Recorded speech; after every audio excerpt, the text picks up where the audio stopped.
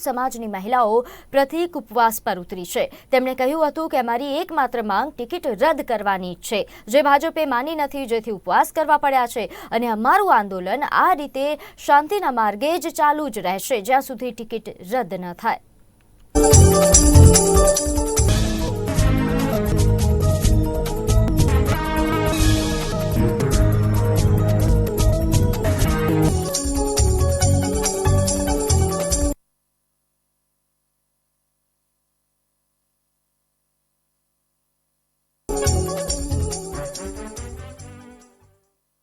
માંગણીમાં તો એવું છે, આપ સૌ જાણો છો કે કેટલા ટાઈમથી આ ચાલી રહ્યું છે, બરાબર।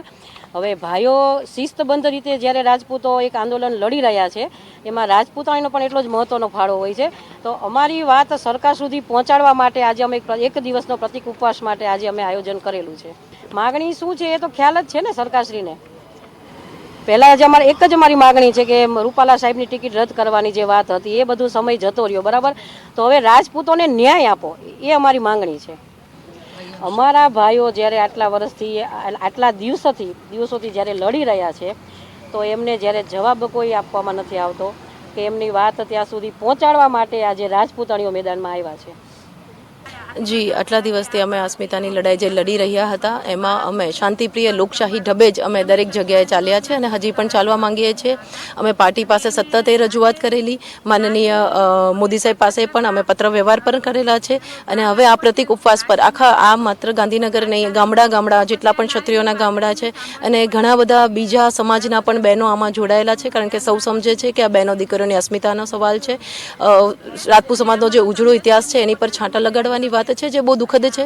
આજે એક દીકરી પર એટલે એક સમાજ પર આવ્યું છે, કાલ સવારના બીજા સમાજ પર પણ નેતા ટિપ્પણી કરી જશે, ત્યારે સૌ સમાજ એકબીજાની સાથે રહી અત્યારે આ લડત આપી રહ્યો છે, કારણ કે આ ભારત વર્ષની સ્ત્રીઓનો સવાલ છે અને જો કોઈ નેતા રાજકારણમાં સત્તામાં આવવા માટે બહેનો દીકરીઓ પર નિમ્ન કક્ષાની ટિપ્પણી કરી જાય અને જો એને નજરઅંદાજ કરવામાં આવે, જો હક માટે નથી લડતા, તો કાલ સવારે હક માટે લડવાનો સવાલ પણ તમારી પાસે ઊભો નહીં રહે। એટલે આજે અમે આટલા દિવસથી પ્રતિક ઉપવાસ પર બેઠા છીએ। આજે ગાંધીનગરનો વારો છે, 2 દિવસથી મીન્સ ગાંધીનગરથી હવે 7 દિવસથી બહેનો બેસશે અને 2 દિવસથી અમદાવાદથી પણ ચાલુ હતું, જ્યાં ચાલુ છે, નાના ગામડાઓમાં પણ ચાલુ છે, ઘરે ઘરે બહેનો ઉપવાસ જે નથી પહોંચી શકતા એ પણ ઉપવાસ કરે છે, કારણ કે આ બધાના અસ્મિતા પર લાગેલી વાત છે અને લોકશાહીમાં બધાના હાથ બંધાયેલા છે, એટલે અરજી કરવા સિવાય બીજી કોઈ રસ્તાઓ પણ બચતા નથી। એટલે લોકશાહી ઢાબે લડત આપશું। મતદાન પર પણ આમાં ઘણી અસર પડશે, કારણ કે અમારી પાસે જે કોઈ આવીને અમને મળે છે અત્યારે અમે બધે એ જ વાત કરીએ છીએ કે આજે અમારા ઉપર છે, કાલે આપને સૌ સમજે છે। એટલે મતદાન જાગૃતિ માટેનો પણ એક આ મુહિમ છે કે અવાજ ગામો સુધી પહોંચે।